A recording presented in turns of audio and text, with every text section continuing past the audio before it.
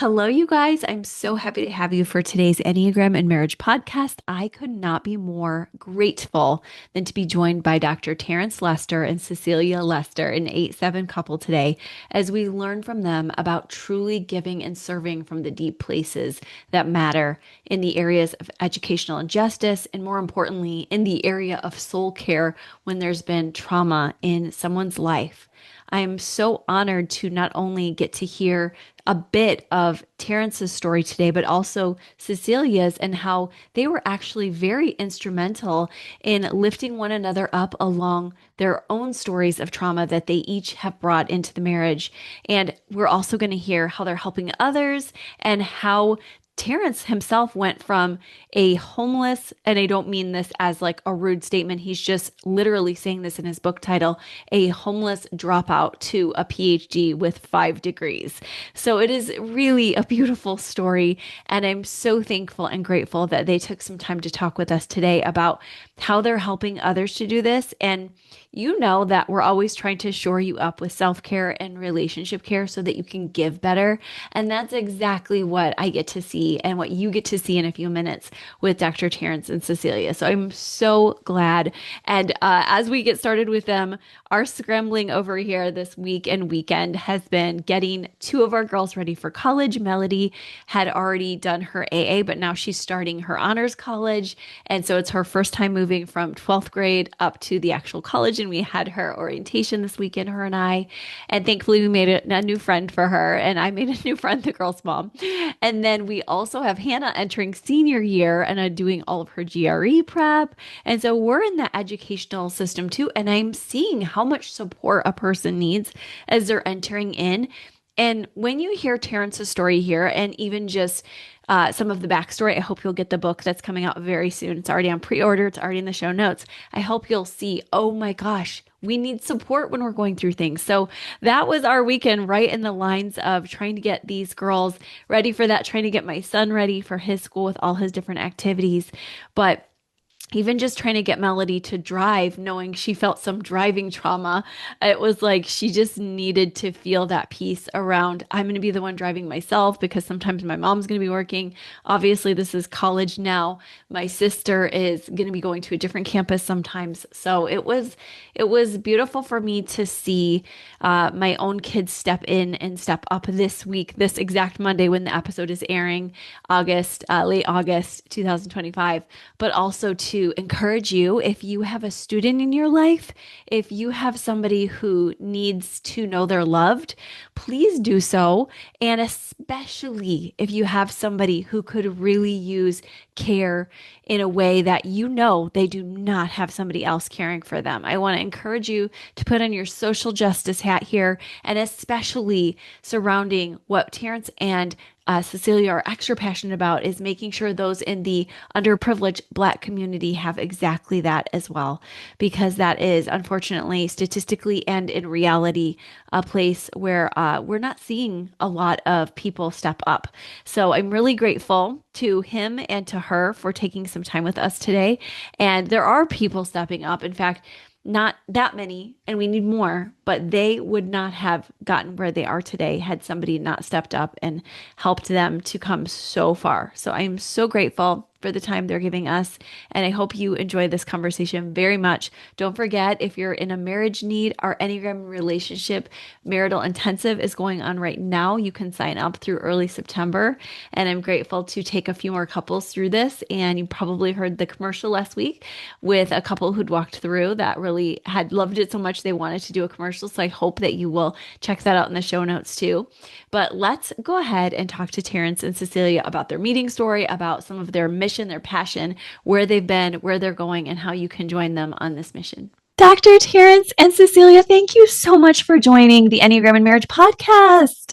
Thank you for having us. We're really excited about being here. Yeah, thank you so much for creating this space for couples to talk about types and synergies and how to show up together in this world. Thank you for saying that. That is my heart. And I know that we not only want to bring couples together and not fight, but we know that we have greater purposes, that we need our rest, we need our time together so we can lift up and help others. So I would love to hear from you guys. We've already talked about you before you came on a bit, but just how did you meet? Tell us a little bit about your love story before we get into your mission and your ministry too, if you don't mind, and your Enneagram types. Yeah, sure. I'll start. So I met Terrence and I was actually in college. He was down at the college that I was attending, visiting a friend. And the friend, I kind of knew the friend a little. And when he brought Terrence in, we were like in a game room. And we went, I was kind of standing off to the side, and he stopped and said, like, what phone service I had. I think it was something silly. So Yeah, cute. that was back when you could talk mobile to mobile. Yeah, So that was kind of like my pickup line. That's so cute. I love it. yes. And he was like, oh, okay, we have the same carrier. I was like, okay, so we can talk mobile to mobile. He asked me, the first thing he asked me was like, do you go to church here? And I was like, no, at college, I didn't find a church home or anything, but I did go to church back in Augusta. And he was like, you should come to church with me. I was like, okay. Gosh. And so that was like our really, really first date. He invited me to church. And then when I told my friends, it was so funny. They were like, he invited you to church? Yeah, that's Like, impressive. yeah. I was like, he Yeah. did. Yeah, I was new in the faith. And when you're like really new in the faith, you're just like church, church, church, Yeah. like church on Wednesdays or Yeah. Thursdays or Sunday whenever. nights. Yep. Yeah. Small groups. You're Yeah. just really fascinated by what God has done in your life. And I was really young, and my conversion happened, which was really a God story. I was, headed down the wrong path. I'm guessing we'll talk a little bit about that in the book and stuff. And God radically changed my life. And so when I started to come back around, some of my friends, they're like, you don't want to go to the club? And I was like, no. And when I met her, I would say, do you want to go to the movies? I mean, church was just at the forefront of my mind. So I invited her, and she came, and that kind of established like really the beginning of our relationship, just as friends. And yeah, we just made 19 years of marriage on August the 4th. So this is like, we're just reflecting as we were talking about this. Yeah. 19 years. That's amazing, guys. For those of you who watch on YouTube, I know most of you are audio, but you guys look so young. I just love you have kept yourselves busy in good ways. And I love hearing that you have this story. I'm sure many times over your marriage, and we'll talk a little bit about that, I'm sure, but you have reflected on how God was at the center from the beginning. Yes. Yep. Yeah. And even to answer your Enneagram question. Yeah. I think it was around maybe 2017, 2018 when I first started to hear about the Enneagram, which is very different from like the traditional personality test. Yeah. And you start hearing like Enneagram. And so I'll never forget doing an Enneagram test because I was a leader in a church, and the pastor was really big on, a Christian view of the Enneagram and really knowing some of your strengths, your unhealthy patterns, and all of those things. And I found out that I was an 8. And when I read it, like visionary, take charge, leader, very attuned to loyalty, the sense of boldness, all of those things, which really affirmed my calling and how I seeing God had wired me. And then I started to talk about the Enneagram to my wife and some of my team members who serve at our organization, Love Beyond Walls. And you found out yours, right? Yeah. So he came home and he was telling me all about it. He was like, you should take this test. And I was like, okay, what is it? And he explained it to me. And when I took it, I had never heard of it before. I found out I was a number 7. And even answering some of the questions, I was like, okay, I see where this is going, a little bit. And just to have my number and read the sheet and see that, like, I have a desire for freedom and joy and just being active and all of those things, adventure. So I was like, yeah, that's exactly how I'm wired. And it was nice to see, because I've heard, I guess, along the years, different people that are sevens, and we're a lot alike, kind of like you, Christa. We were Yes. just talking about the planning fixation, having that in common, with each other because we are type seven. So it's pretty cool.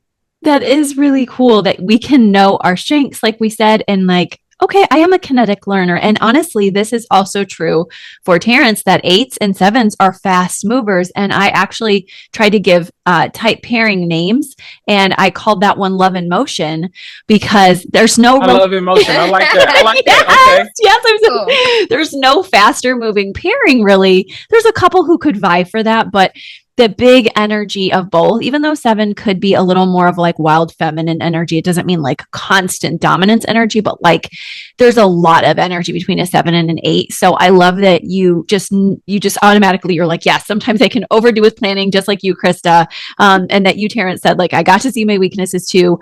We're going to get into your story, but before we do, this is part of it. Some of our listeners have this pairing, and some of my clients even who have wondered, how do we find each other when we have such big dreams and desires as a seven, and then visionary, like let's make sure we help everybody as an eight.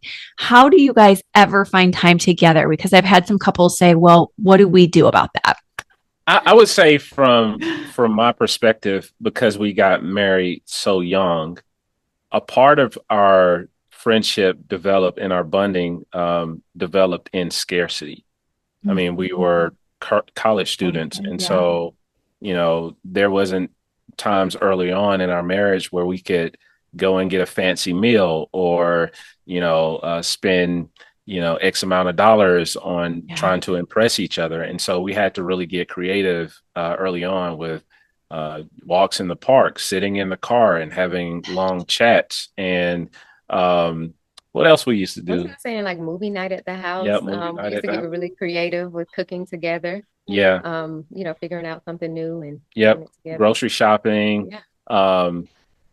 Even trying to figure out creative ways to like make each other laugh. And I think that kind of developed our friendship.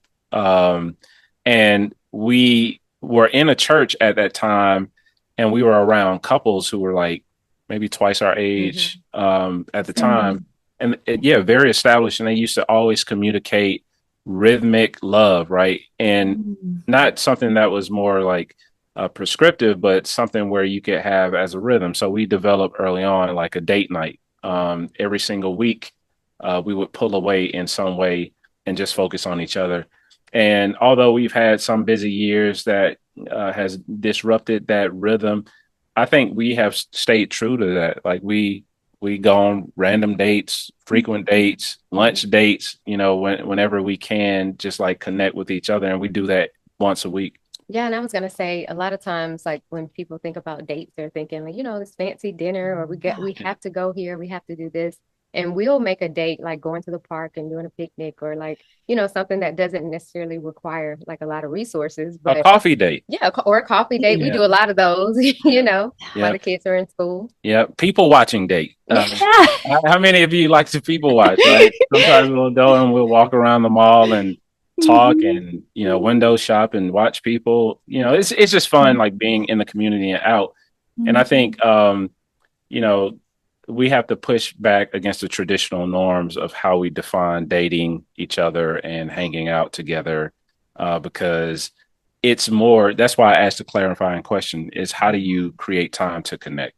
Yeah. Thank you for clarifying that, because it is just what every listener needs who is struggling, who is saying, why can't I ever get along with my spouse? Is if you do not have time together to connect, it will not happen. You can't go digging around for problems if you're not doing this. And you just gave everyone out there who's saying, I feel the economy's weight right now, we can't do it. You just reminded them of the at-home date if they have little kids. You reminded them that intention is the word of this game, not money and all of that. So thank you. And you guys, like you said, had very, very humble beginnings in terms of the incredible story we alluded to before you came on.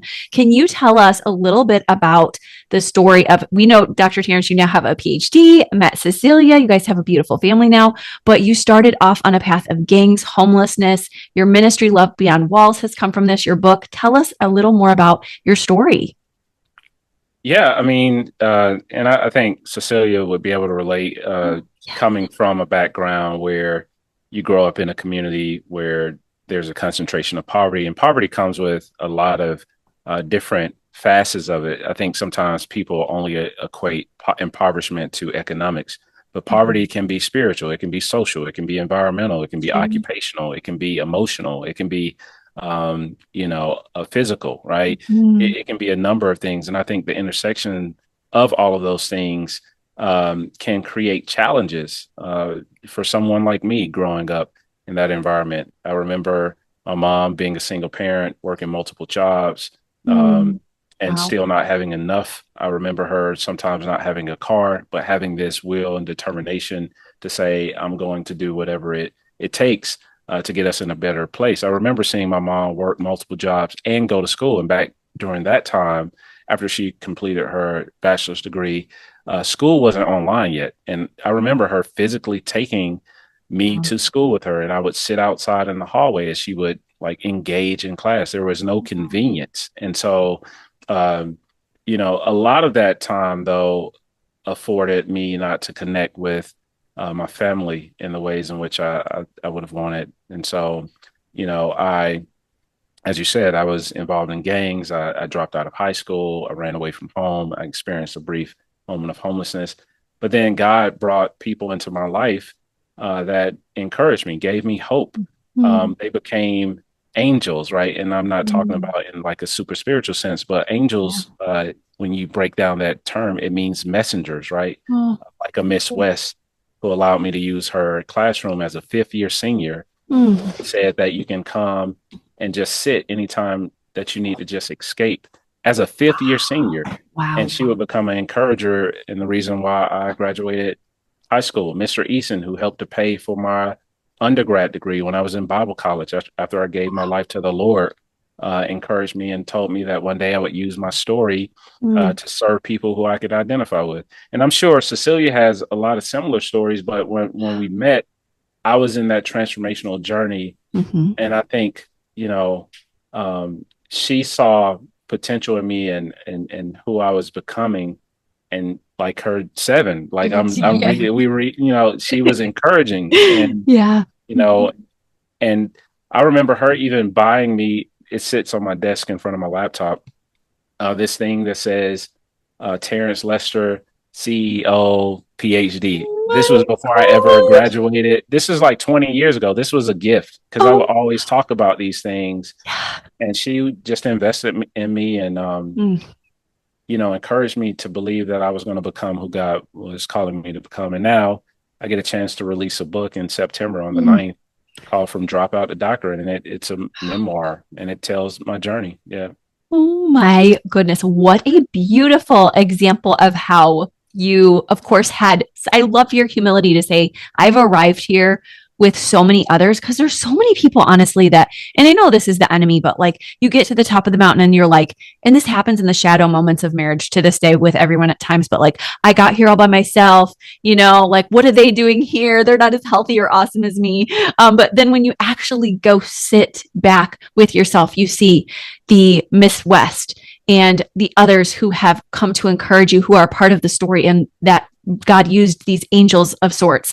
And I love that, Cecilia, you were part of it too. Tell us a little bit about how you could see that vision. Maybe it's hard to put to words, but what did you see in him? And maybe, like he said, you want to share a bit of your story as well. So feel free either way.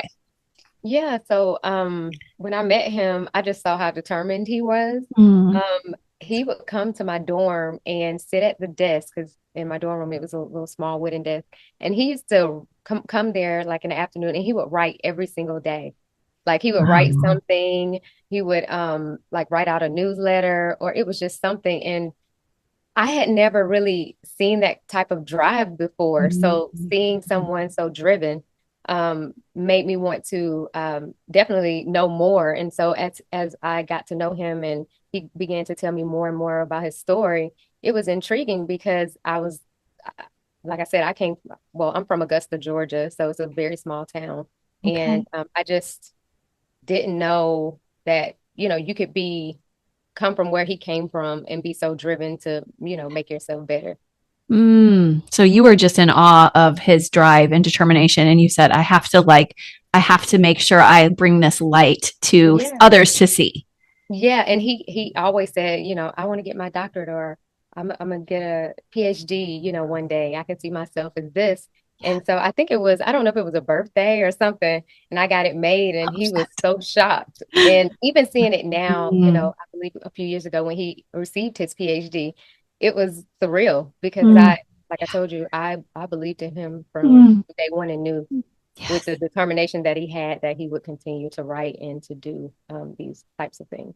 Oh my gosh, that is beautiful. And that is for those who, sometimes we get exhausted by different personality types. For anyone out there who's exhausted by sevens, know that they have a gift of doing this to their partners. Like there is always a beautiful light and a shadow. And so you've got to really go for that light. Even if you're a seven listening, you have this capacity to actually do this for your spouse to show them who they're meant to be and to propel them forward. Once they, of course, give you clues as to who they are.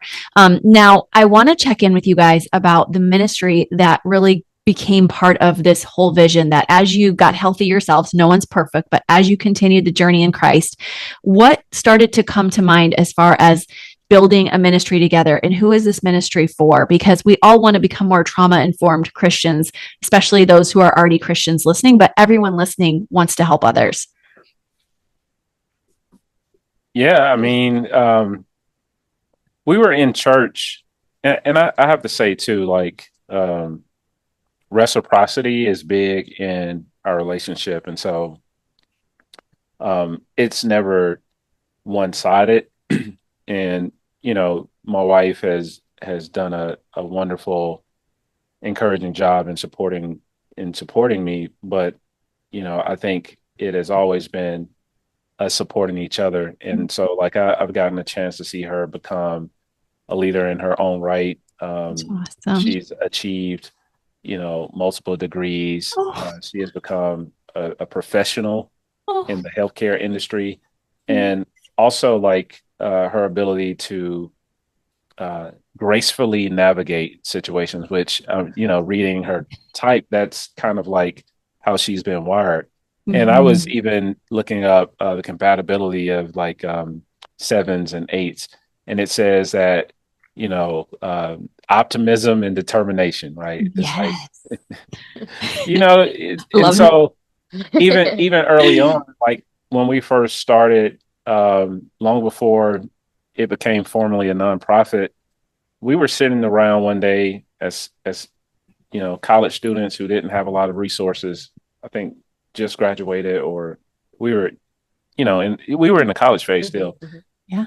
Not a lot of gas in the car, Right. and we were complaining, and then Mhm. we had just heard a sermon or something in church, and I was like, we need to stop. We need to talk about what we can be grateful for. Mm. And then somehow we got on the conversation of all of the extra stuff that we had, and how Mm. there's some people that didn't have even what we had, and things like that. And we were like, what if we just got two garbage bags, fill all of these extra items that we don't use, and we drove downtown? And so we hop in the car, put the stuff in the trunk, and we're driving downtown. I mean, gas hand nearing E. Yeah. We Wow. make it Wow. So down. you were literally low on gas. I was like, is Yeah, that That literal or moment, figurative? yeah, yeah. He's like, yeah, we should do yeah. something. We make it downtown. Yeah. I hop out of the car. I saw this lady. You remember her? She Yes. was walking down the street with Yeah. no shoes on. None. Interesting. Oh. And I kind of called out to her and I said, you know, anybody need any clothes or shoes or anything? Oh. And she said, yeah, you know me. And she runs over to the car. Cecilia opens the truck. The- Yep. Oh, I was And gonna say, yeah, like this story, it hits every time because Mm. I remember going back to, my apartment and like Mhm. gathering all of these things. And I remember struggling with like, do I put these white Reeboks in the bag? And the lady Mhm. walked up and she was like, well, I wear a size 8, shoe, and I really need some shoes.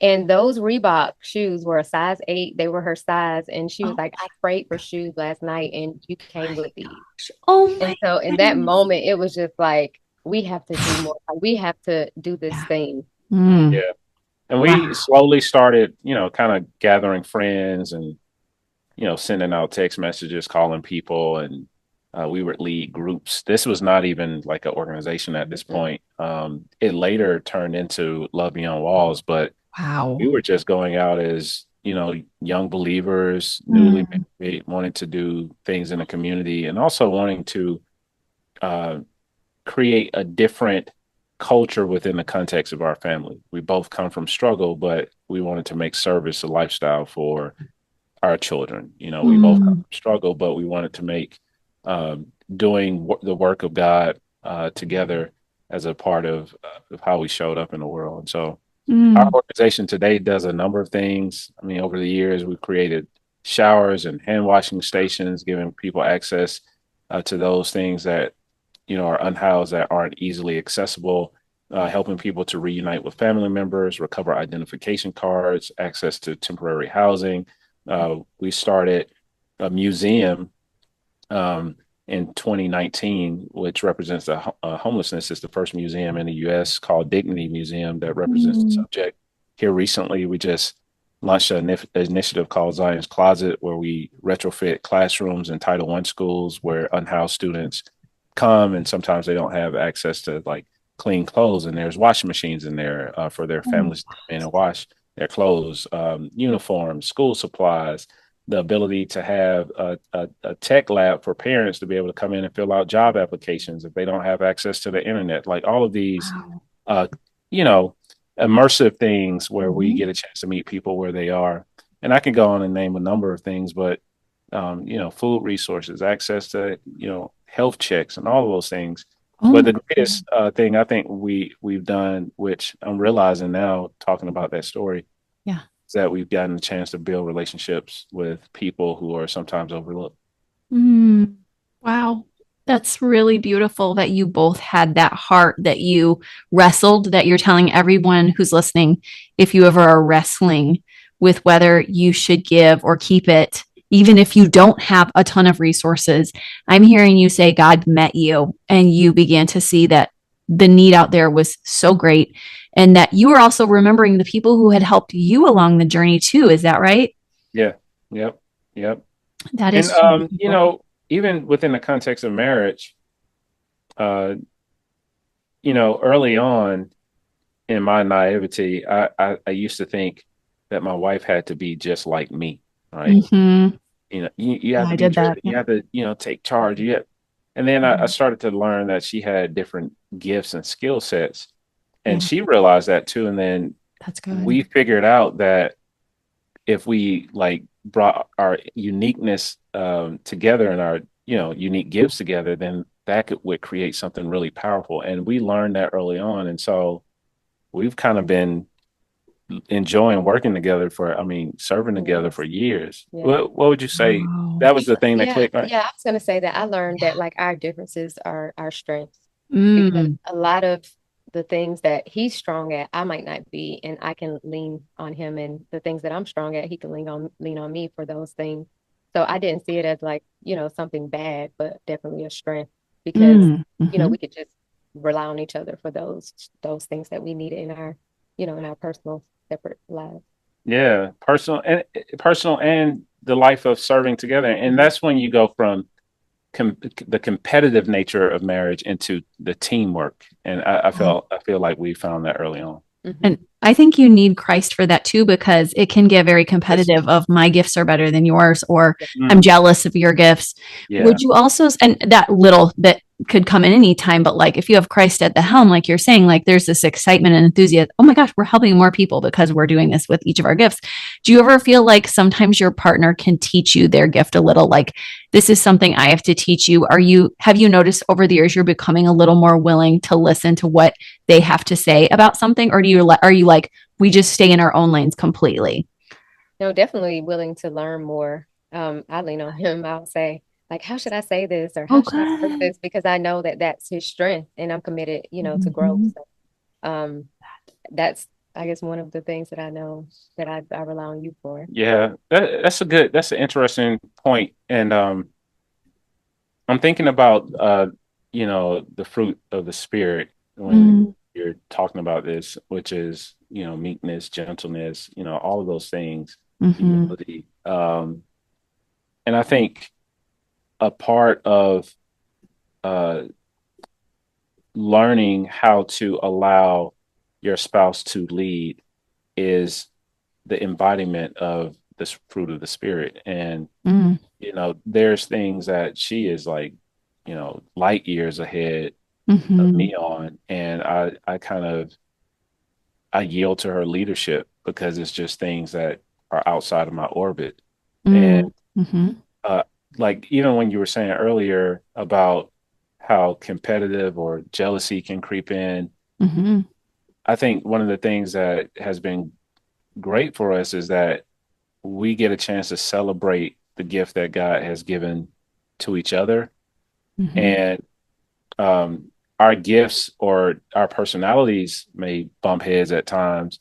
We never disrespect the gift or the treasure that God has placed on the inside, if that makes sense. Mm. And I No, think a it part of does. that is maturing in your own walk with the Lord and then realizing that the Lord has given you a gift in that of your spouse. Mm. I really, really hope everyone's taking that in. I'm trying to also because it's this beautiful choice you can make to lean in.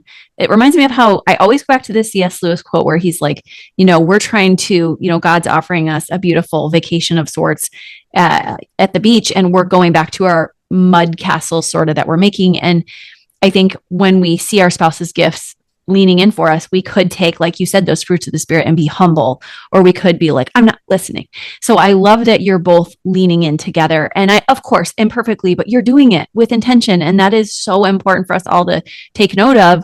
And I know you want to teach people this thoughtful process versus at churches, there's so many people who are just like, let's give from a charity way. And I know in your book that you are, sharing with us, which we're so excited as it's almost here, to just help people to see, okay, we're reading from dropout to doctorate. How can we not be just kind of quick to take whatever our gift is and do it? What do we need to know in addition to being with our spouse to join with them if we can? But what do we need to know when we're trying to reach the underserved, these forgotten people that you've talked about? Yeah. I was I was I was having a conversation here recently with someone who had a perspective of I call them neighbors, because neighbor is whoever you come in contact with, a Mm-hmm. neighbor who is unhoused. Mm-hmm. And I asked them the simple question, have they ever spoken to them? Mm-hmm. And they said no. I said, well, do you know the story? And they said Mm-hmm. no. And I thought about that for a second, and it made me realize that how a lack of proximity can really become the enemy of belonging, right? If Mm-hmm. you're not practicing proximity in the Interesting. ways that you show up to actually know your neighbor, Mm-hmm. uh, then you can be generous from a distance, but you still don't know the person. You can pray for a person from a distance, but Mm-hmm. you still don't know how to really serve the need that may be present, or even stand in solidarity with a person. And I sort of lean on, more of a proximate approach. How do we practice presence? How do we stand in solidarity with our neighbors? How do Mm-hmm. we not make this a one-off experience, but have service at the core of our lifestyle, as opposed to only um, being charitable a few times a year? Yeah. Like I have a quote in our office that says, "You can never meet the needs of people that you've never met." And Mm. so it's not just about meeting needs, it's about knowing people and the depth of who they are, right? The Mm. scripture says that God knows the very number of hairs that are on our head. And I think that speaks to how we should know people too. We need to know their hopes, their fears, their dreams, right? Their Mm. joys, Yeah. all parts of their humanity. And that gives us a deeper level of understanding and how we should stand with people. And in Mm. reality, we are talking about building relationships. We're not talking about a top-down approach where we see ourselves as more powerful than the next person. Because Mm. except for the grace of God, there go I. Mm-hmm. Yes. Oh my gosh, that was so well said. And you guys are living that out. Do you feel like you each play a different role in that? And I'll direct that to Cecilia too. Do you feel like yes, sometimes he's the one with his 8 personality who can get in there with people and I'm like making the way for that? Or do you feel like everyone on the team is more extroverted? What would you say about that? Or even as recommendations to those listening? Yeah, I would say a lot of times, like with me being a 7, like I'm the outgoing, want to Mhm. go to dinner, want to do all of the things, Yeah. with the team just to build that relationship, Yeah. so that we not only have the relationship with the people that we serve, but we have the relationship with our team as well. Mm. So I feel like that's what I do within our team and through our mission, as well as, I mean, I serve, I lead, teams Mm. every Yes. week when we're doing things. So I just try to keep everything upbeat and, you know, Mhm. we have a shared mission. So I try to Yeah. do what I And can you're a together. planner too. Yeah. And Yes. sometimes people can think the planners are the behind the scene, out of sight, out of mind people, but it's actually the plans that creates the impact. Yeah. And I Mm. mean, I love that. Like, I mean, I'm the deep details, make sure everyone is there at a certain time, make sure we know everything that's happening, what's going on, what could happen, all of those things. So, and So it's sometimes to the fixation on it, yeah. Right. it can be a lot for 8, but I just make sure, I mean, it's what I know motivates me. So I love Yeah. to do it. Yeah, but it's the celebration at the end when, for instance, we built our first Zion's closet in April, right before school let out, and details. How many volunteers? How we talk to them, Mm. and I'm more like visionary. Like I Yeah. can't wait till this is like, public. I like Hmm. the murals on the wall. I'm just kind of casting vision, like high level stuff. But Yeah. it was the details that created all of the Mm. processes and the motion for when Mm. this one student, a teacher, was bringing this one student in the resource closet, and his shoes broke. They busted, and he was being Mhm. picked on in class and could not connect. Walked him into that closet, and that student doesn't know my wife and how much she planned and Oh, wow. checked in with volunteers.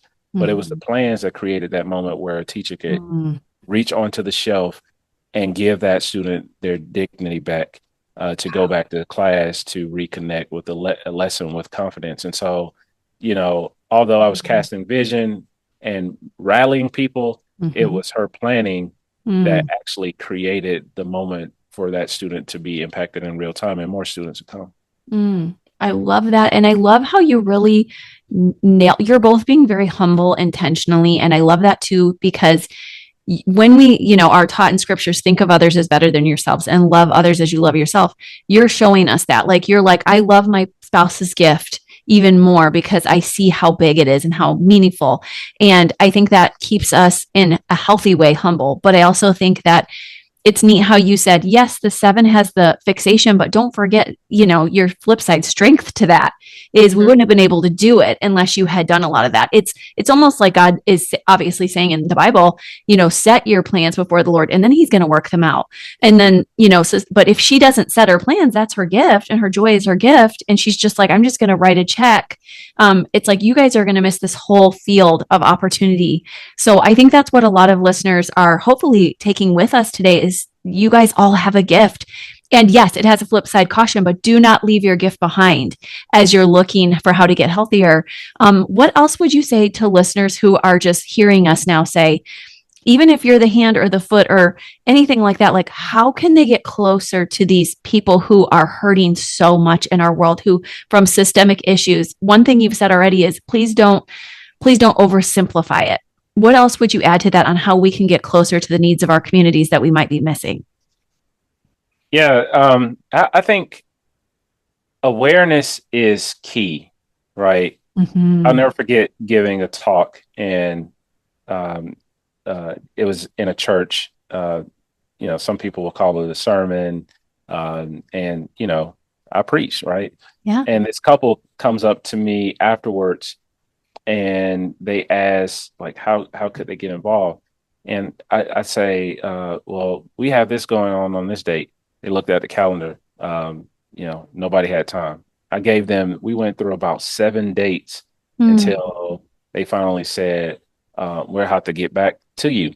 And it made Mm-hmm. me realize in that moment that there are a lot of people who are willing but there are not a lot of people who are available. And so the Mm, first step to this is realizing what you need to remove off of your plate that may be keeping you from being used of the Lord in the community.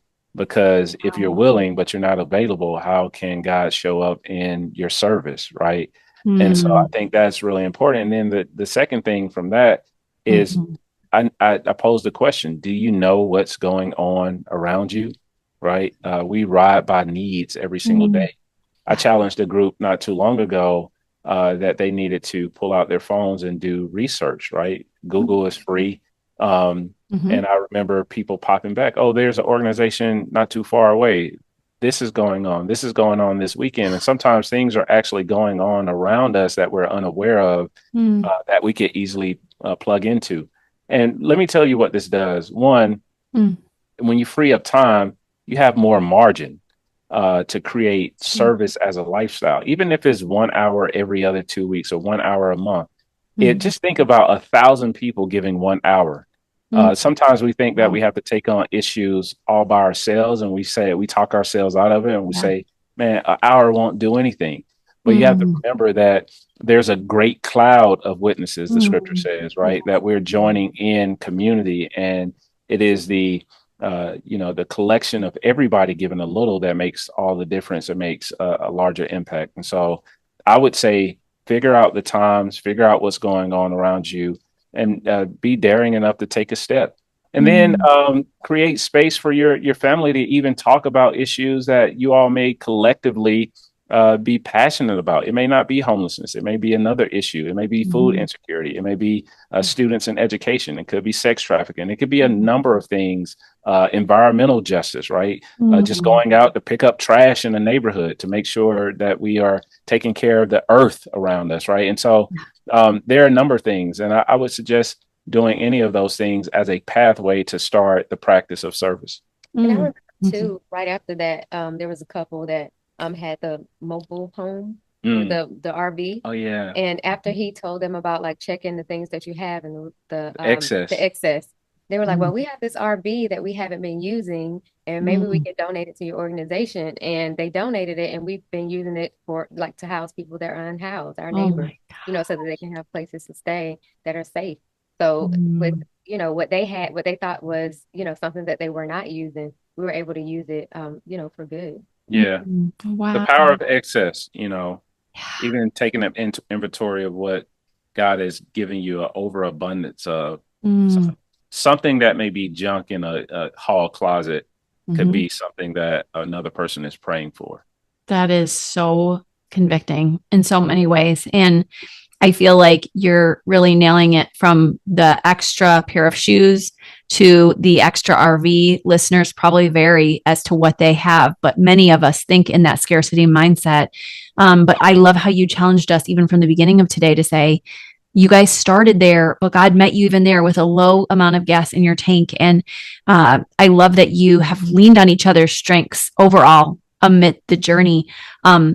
What do you feel like listeners will grab from your book? This is a very moving story. There's so much more to it. What did you, and I bet Cecilia was part of like, you need to write this book. Tell us the story of the book and just what we can get from our learning about this too. Yeah, I mean, it's a number of things. I overcame a lot, and Mm-hmm. sometimes when I walk into rooms and I give talks or work with churches, if I never say anything about what I had to overcome to stand in those spaces, right, Mm-hmm. uh, then people would never know. And I think as believers, we have to be trauma informed. Yes. We have to understand and realize the widespread of impact of trauma stemming from social injustice, impoverishment, all of the things that some communities may struggle with because of vulnerabilities, and recognize, right? Yeah. Recognize that these things can produce, uh, shortages, resource lack, barriers, all of these things that could hold people back in ways that we haven't personally experienced. And then I think the next R is you respond. We figure out ways that we can show up to serve Mm. uh, people to become um, what Jesus says, the people that dwells among those, shows compassion to the weary, Mm, be the few laborers where mm, the harvest is plentiful, right? yeah. Where the scripture says the laborers are few. I want to be one of those few, right? And Mm, responding to how I show up and serve. And then, yeah, I think a part of it is resisting the temptation of like thinking that people will be okay apart from community, apart from somebody stepping up, apart from us mm, fully having the understanding of how we could play a role in God's larger story. mm, It was all of these strangers who became family to me that really got used to my mother, like all of these people, mm, um, to get me to where I am today. And mm, as a result, mhm. people are being impacted. My family's healthy, and even my daughter. Mhm. We co-authored a children's book Wow. that actually teaches kids about how to have compassion towards their unhoused neighbors and how age is just a number when it comes to service. Anybody can serve. It doesn't matter how young you are, right? Wow. She started dreaming about these things when she was in the second grade by Mm, watching us, and so you wow. know one person's yes to the Lord that I'm going to go and serve someone else that may not have as much as I have, Mm, that creates the environment for the Lord to transform them, in turns creates the ripple effect of how maybe that person may grow up like I did and become a leader and give back to the community. So what you do for mm, others, you're also doing for yourself. mm. That's so critical. And it really speaks to us all that you guys, with your big personalities, did not like you also see God's wisdom of when to rest and just be with your kids and teach these messages. Some of it comes through watching, but some of it comes through you guys slowing down and resting, which we talked a little bit about before too. Of you have a fast moving pairing. So with others who feel that busyness, it sounds like your book will help to put some legs on it, of keeping yourself balanced as you give and serve and love others. Is there anything you'd like to leave with our listeners as we end today, guys? And I definitely want you to leave also by sharing where they can find the book and all of that too. Yeah, I was just gonna say, I guess our types with 7 and 8 having Mhm. been a dreamer and a doer. Yeah. And that's Mhm. like one of the things that has kept us like we've always been doers. We Mhm. come up with, something just like we did when we went downtown. We figured out this is something that we want to do and we did it, as well Mm. as starting Love Beyond Walls. So it's just nice to be able to, be in a marriage and be able to communicate that. And Mm. to have the different personality types and still we're able to share, the same dreams and goals. Yeah. Mm. That's Yeah. Everything she said, beautiful. just everything she said. And, if you want to check out the book, uh, you can get it at wherever you like to purchase books. It's called From Dropout to Doctorate: Breaking the Chains of Educational Injustice. And I talk a lot about my journey, but also my family, even my reconciliation with my father, and how he became one of my closest friends before he passed away, and how Mm. I have been able to do the work that we're doing together. So please support. We are trying to impact more students Mm. that may find themselves like I was against all odds. Mm. Thank you so much for giving us some purpose today outside of ourselves and even each other to say, let's get on the ball and serve with each other and use each other's gifts as strengths and build up our families and communities with hands on love. So, thank you guys so much. All of your information's in the show notes. It's been such a delight having you today. Thank you. Mm. Thank you so much for taking some time out. This is always such a special journey. We're having a rainy day here in Florida. I hope wherever you are, you allow yourself to just celebrate that you finished something today, that you can assess whether you need to serve a bit more. Of course, there's always going to be those few of you who just need to serve a bit less, but I know most of us if we look with intention at our lives, there are different places that we could serve as we get healthy. So let's keep doing this work. Let's bring it into our marriages and relationships so we can help others together. And I will talk to you soon. If your marriage is not there yet, guess what? I have the Enneagram Relationship Intensive for you for that exact purpose. All right. I'll talk to you soon. Bye bye.